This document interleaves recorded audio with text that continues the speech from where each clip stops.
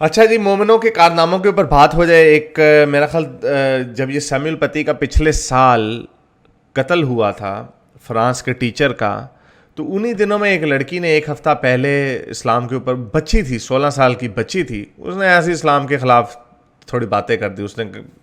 اس نے کہا کہ قرآن کے اندر سوائے نفرت انگیز باتوں کے اور کچھ بھی نہیں ہے، اور اسلام ایک شٹی مذہب ہے.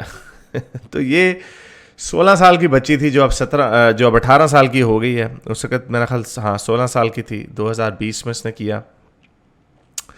تو بہرحال اس نے جیسے ہی یہ ٹویٹر کے اوپر بیان دیا یا انسٹاگرام کے اوپر اس نے اوریجنل پوسٹ ڈالی، تو مومنینز نے کہا کہ ہیں تم نے کیسے کہہ دیا کہ اسلام امن پسندی کا مذہب نہیں ہے، ہم تمہارا سر تن سے جدا کر دیں گے.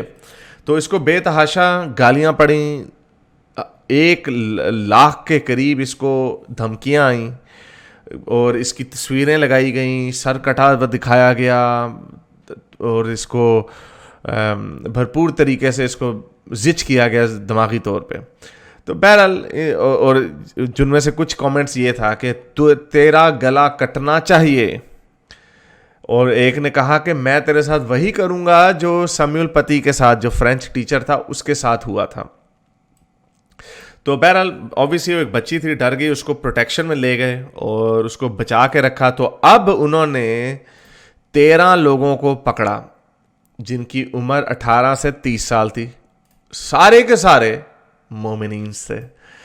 ان مومنینز نے اب جو ہے مومنینز جو ہیں بیچارے چھلانگے مارتے پھر رہے ہیں کہ نہیں یہ کیا ہو گیا ہمارے ساتھ جی، یہ تو غلطی ہو گئی ہم سے وغیرہ وغیرہ. تو فرانس کے صدر نے اس کے کہا کہ ان کو ہم کبھی ان کے سامنے ہتھیار نہیں ڈالیں گے. ہمارے مذہب، ہمارے ملک کے قانون میں، آئین میں ہے کہ ہم مذہب کا مذاق اڑا سکتے ہیں، مذہب پہ تنقید کر سکتے ہیں، مذہب کا شغل لگا سکتے ہیں، یہ ہمارا آئینی حق ہے. یہ فرانس کے صدر نے بیان دیا اس کے اوپر.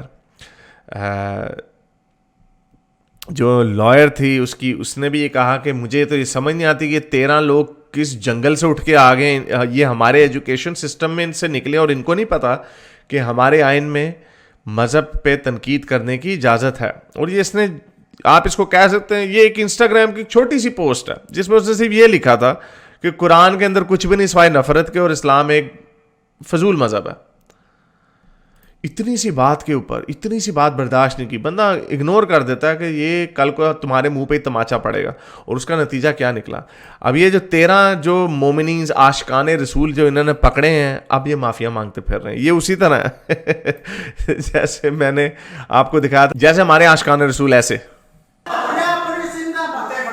سارے کھڑے ہو جاؤ، چلو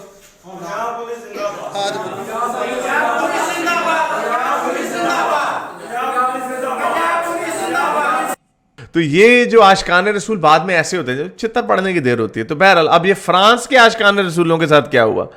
اب یہ کہہ رہے ہیں معافیا مانگ رہے ہیں، او جی یہ تو بس ایسی غلطی سے اس نے جوش میں آ کے پیغام دے دیا، اب اس میں آپ کیوں ہمارے ساتھ سختی کر رہے ہیں؟ یہ اس طرح تو لاکھوں لوگوں نے ان کو، اس لڑکی کو دھمکیاں دیا، آپ نے ساروں کو تو نہیں پکڑا، یہ تو بس ایسے ہیٹ آف دا مومنٹ میں ہمارے بچے نے بیان دے دیا، چھوڑ دیں آپ اس کو.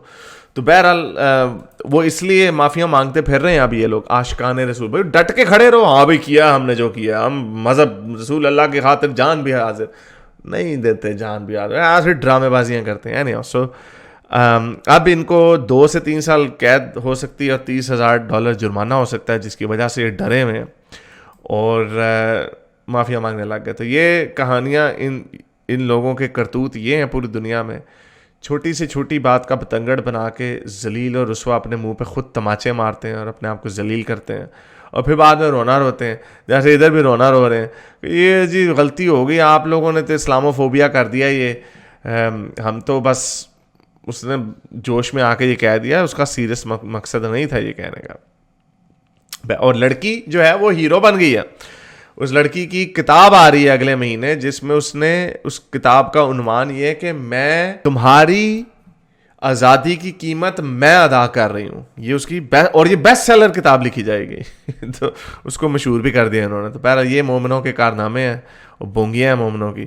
میرے اس نیک کام کو جاری رکھنے کے لیے مجھے پے پیل یا پیٹریون پہ ضرور سپورٹ کیجیے تاکہ میں اپنا پیغام زیادہ سے زیادہ لوگوں تک پہنچا سکوں.